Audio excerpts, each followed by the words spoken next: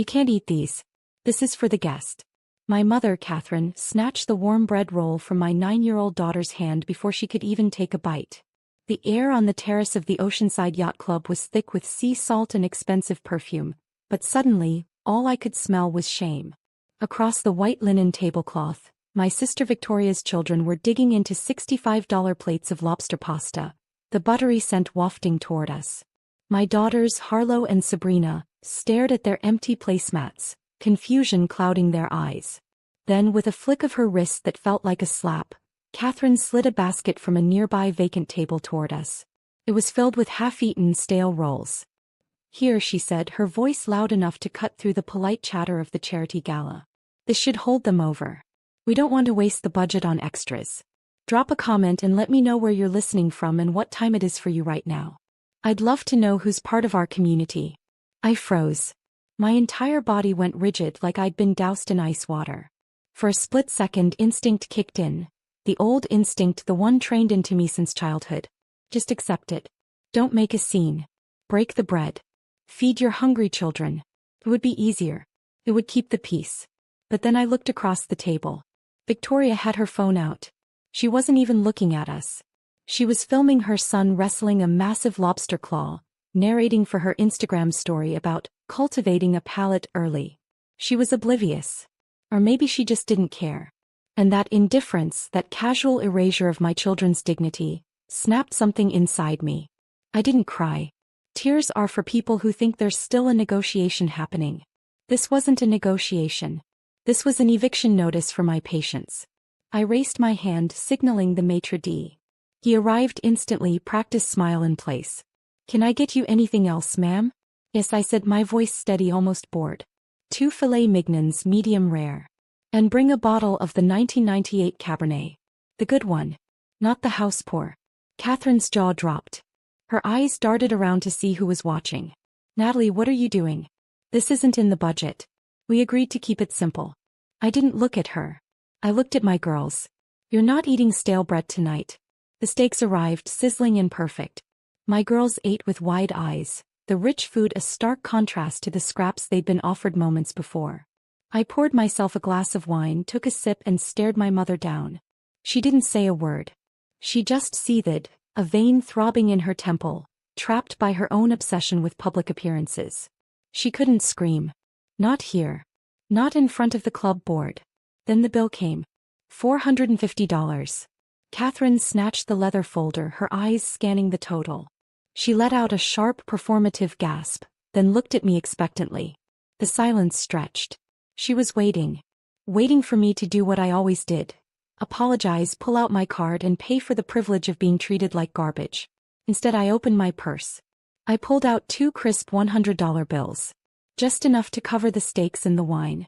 I placed them on the table right on top of the bill. "The rest is on the host," I said, standing up. "Enjoy the gala. Come on, girls." I took Harlow and Sabrina by the hands and walked away. Behind me, I heard Catherine's sputtered protests, the frantic whisper shouting as she realized she was stuck with the tab.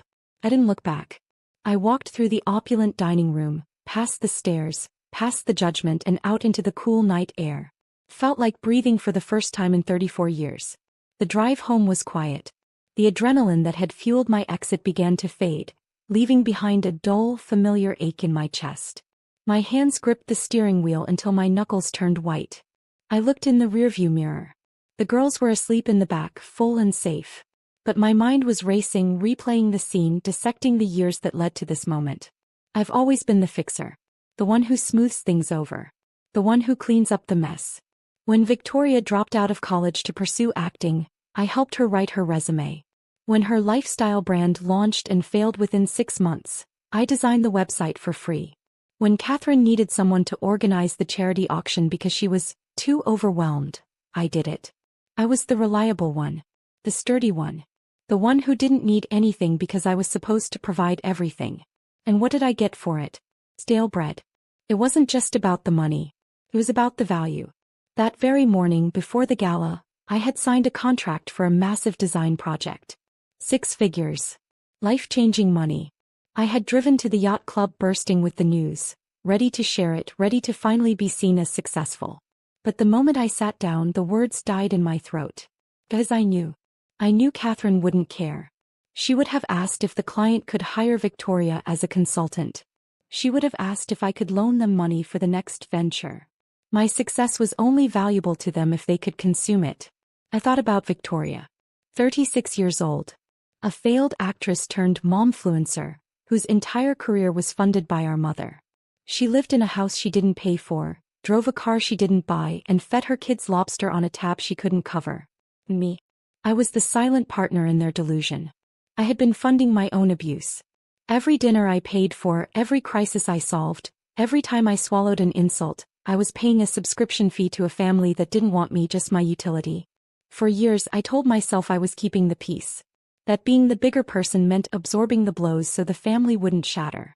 But looking at the sleeping faces of my daughters, I realized the truth. I wasn't keeping the peace. I was keeping the secret. I was protecting them from the consequences of their own selfishness. I was trained for this. Since I was a child, I was taught that having needs was selfish. That expressing anger was ungrateful. That my role was to be the backdrop for Victoria's performance. "You're so strong, Natalie," my mother would say, usually right before asking me to do something she didn't want to do. It wasn't a compliment. It was a command. Be strong so I don't have to be responsible. Be strong so Victoria can be fragile. But tonight I wasn't strong. I was done. The silence in the car wasn't peaceful anymore. It was heavy with the realization that I had been an accomplice in my own erasure. I had taught them how to treat me. And tonight, for the first time, I had taught them something else. By the time I pulled into my driveway, my phone was vibrating against the center console. A relentless, angry buzz. I didn't need to look to know who it was. The attack had begun. I carried the girls inside, tucked them into bed, and kissed their foreheads. Then I walked into the kitchen and poured myself a glass of water. My hand was shaking. Not from fear. From clarity. I unlocked my phone. The screen was filled with notifications. Text after text from Catherine. "You humiliated us in front of the club board. Jackson had to put the bill on his business card. How could you be so selfish? We were trying to save money for the auction." Then Victoria. "You're just jealous because my kids are used to a finer palate. You didn't have to make a scene. Those rolls were artisanal, by the way. You wouldn't know the difference." And then the demand. "Transfer $500 immediately. We need to cover the damages to our reputation." Jackson is furious. I stared at the words. Artisanal. Damages. Reputation. It was a masterclass in gaslighting. They weren't sorry they starved my children. They were sorry I noticed. They were sorry I stopped playing along. I sat down at the kitchen island and looked at the messages again, but this time I didn't feel the old surge of guilt. I felt analytical. It was like looking at a blueprint. I could see the structure of it now. The architecture of our family.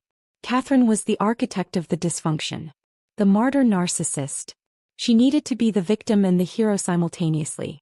She needed Victoria to be the golden child, the extension of her own ego, the shiny object she could show off to the world. Victoria's success was her success.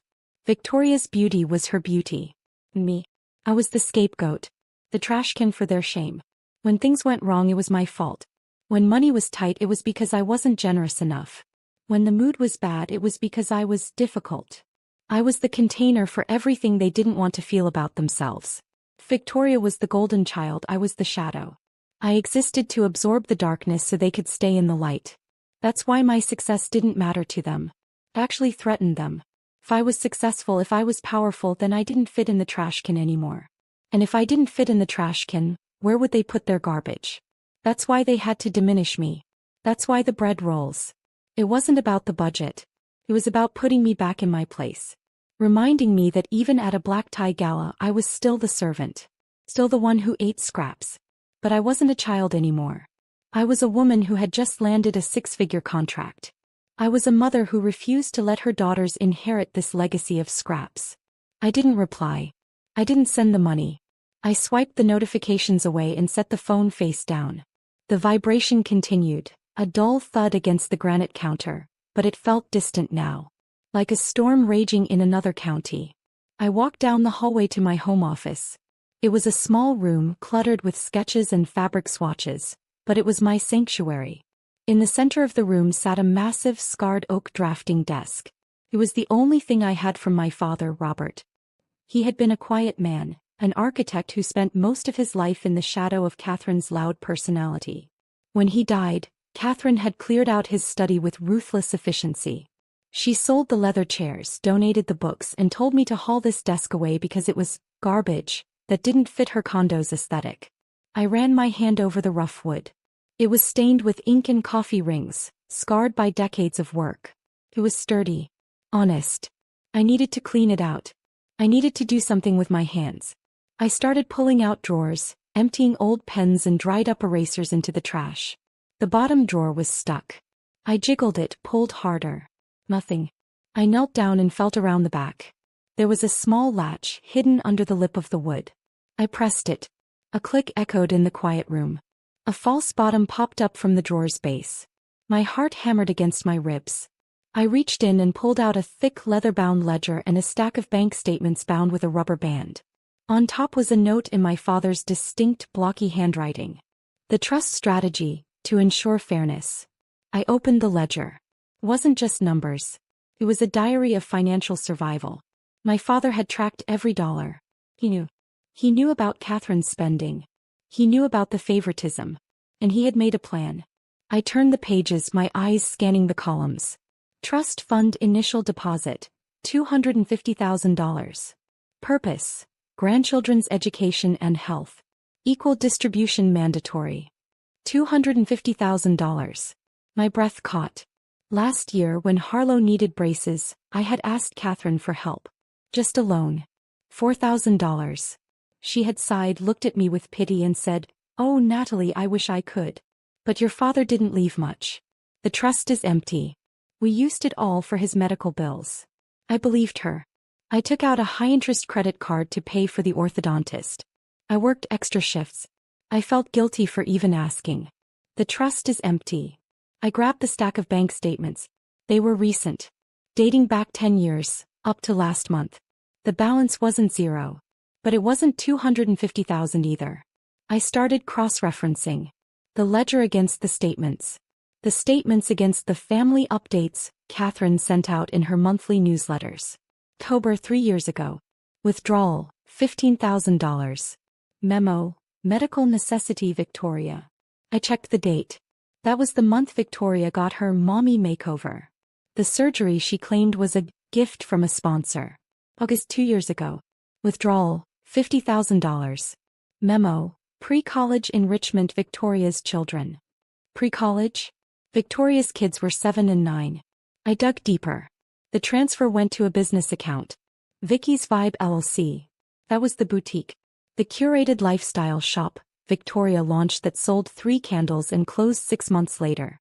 Catherine had told me she funded it with a small personal loan. $50,000 of my father's money. Stolen to fund a vanity project that failed. And then the recurring payments. Every month $2,000 to J. Consulting. I searched the business registry on my laptop. J. Consulting. Registered agent, Jackson Miller. Victoria's husband. It was a shell company. They were siphoning money out of the trust monthly like a salary for being useless. I did the math. The calculator app on my phone glowing in the darkroom. 15,000. 50,000. The monthly payments. The trustee expenses 4 spa weekends Catherine labeled as meetings. Total withdrawn, $185,000. My father's legacy. My children's future. Stolen. Not just spent. Stolen. They didn't just give me stale bread because they were mean. They gave me stale bread because they were thieves. They needed me to feel poor so I wouldn't ask questions. They needed me to feel grateful for scraps so I wouldn't look for the feast. The trust is empty. It was a lie. A 6-figure lie told by a mother to her daughter while her granddaughter's teeth needed straightening. I looked at the ledger again.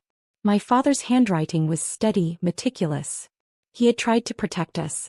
He had tried to build a wall against exactly this kind of greed. But he had made one mistake. He made Catherine the trustee. I closed the ledger. The leather felt cool under my fingers. The anger that had been a hot flame earlier was gone. In its place was something cold. Something hard. Like steel. I wasn't just a graphic designer anymore. I was a forensic accountant of my own betrayal. I picked up my phone. It was 2 in the morning. I didn't care. I took photos of every page, every withdrawal slip, every incriminating line. I drafted an email to the estate lawyer listed on the statements. Subject: Urgent fraudulent activity in Walker Family Trust. Then I printed copies. One set for me, one set for the lawyer, and one set for Catherine. 2 days later the doorbell rang. It wasn't a friendly ring. It was the sharp, insistent pressing of someone who felt entitled to my time. I opened the door. Catherine stood there, flanked by the morning sun, looking like a catalog model for a grieved mother. She was wearing oversized sunglasses and clutching a designer bag that I now knew my father paid for. "We need to talk," she said, pushing past me into the hallway without waiting for an invite. "You have been ignoring my texts for 48 hours. Do you have any idea how worried I've been? Jackson is talking about suing you for the dinner bill." She marched into the living room and turned to face me, taking off her sunglasses to reveal perfectly applied makeup. "You are going to transfer that $500 today, Natalie. And then you are going to write a formal apology to Victoria. She has been crying for 2 days. You ruined her image at the club." I stood by the door. I didn't close it. "Are you finished?" I asked. "No, I am not finished. You are acting like a child. You think because you have a little job you can disrespect us? You need to learn your place, Natalie. Victoria has a public image to maintain. We all do. And you are embarrassing us." "My place." I walked over to the side table where I had left the manila envelope. I picked it up. It felt heavy. "I know about the boutique," I said. Catherine stopped mid-breath. "What?" "I know about the $50,000 for the boutique. I know about the $15,000 for the surgery. I know about Jackson's consulting fees." I pulled out the photocopies, the ledger page, the withdrawal slip, the business registry printout. I held them out to her. "I found Dad's ledger. In the desk you told me to throw away." Catherine stared at the papers. She didn't take them. Her face went from flush to a terrifying shade of gray. Her mouth opened but no sound came out. The arrogance evaporated, leaving behind a frightened, aging woman caught in a lie she thought she'd take to the grave. That was investment," she stammered, her voice trembling. "Your father wanted us to support family businesses. It was a loan." "It's fraud," I said, my voice flat. "It's embezzlement. You spent money earmarked for grandchildren's education on plastic surgery and shell companies. You denied Harlow braces while you were paying Jackson a salary for nothing. Natalie, please. You don't understand the pressure. The club fees, the maintenance on the condo. We had to keep up appearances." "Appearances?" I laughed, a short, dry sound. "You stole from your grandchildren to impress strangers at a yacht club." I stepped closer. "I've already sent copies to the estate lawyer. He's freezing the accounts this afternoon. You can't. They'll audit us. I could go to jail." Her voice rose to a shriek. "Natalie, I'm your mother. You can't send your mother to jail. You have 24 hours, I said. Liquidate the club membership. Sell the condo if you have to. Replenish the trust. Every single penny. $185,000. I can't raise that kind of money in a day. Then I file a police report. And everyone at the club, every single person you tried to impress, will know exactly how you paid for those lobster dinners." She started to cry then. Ugly, desperate sobs. Begging. Pleading. Asking how I could be so cruel. "I'm just being the fixer," I said. "I'm fixing the mistake Dad made when he trusted you." I pointed to the open door. "Get out." She left. She stumbled down the walkway, looking older and smaller than I had ever seen her. I watched her get into her car and drive away. I closed the door. I locked it. Then I slid the deadbolt home. The fallout was swift. It wasn't loud. It was the quiet implosion of a structure that had no foundation. Catherine liquidated her assets. She sold her jewelry, cashed out her own retirement accounts, and yes, she sold the yacht club membership. She avoided jail, but she couldn't avoid the truth. The money was returned to the trust. Victoria's image crumbled as the funding dried up. Without Catherine's constant injections of cash, the lifestyle evaporated. The influencer career ended when she couldn't afford the props. Jackson had to get a real job.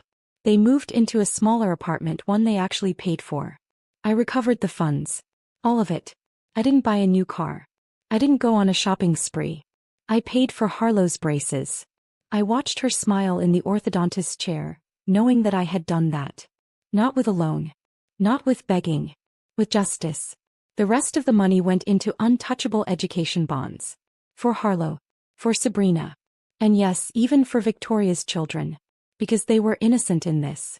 They shouldn't be punished for their mother's greed. My father wanted fairness. I honored that. I sat at my father's desk in the quiet of my office. The ledger was gone back in the safe deposit box, but the desk remained. I ran my hand over the wood again. I finally felt connected to him. He hadn't abandoned me. He had left me the tools. He just needed me to be brave enough to find them.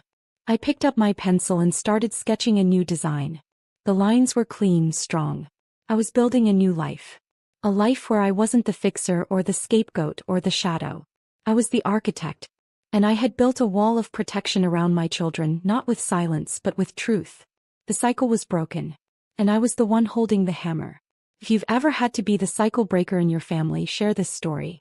And follow for more stories about finding your voice.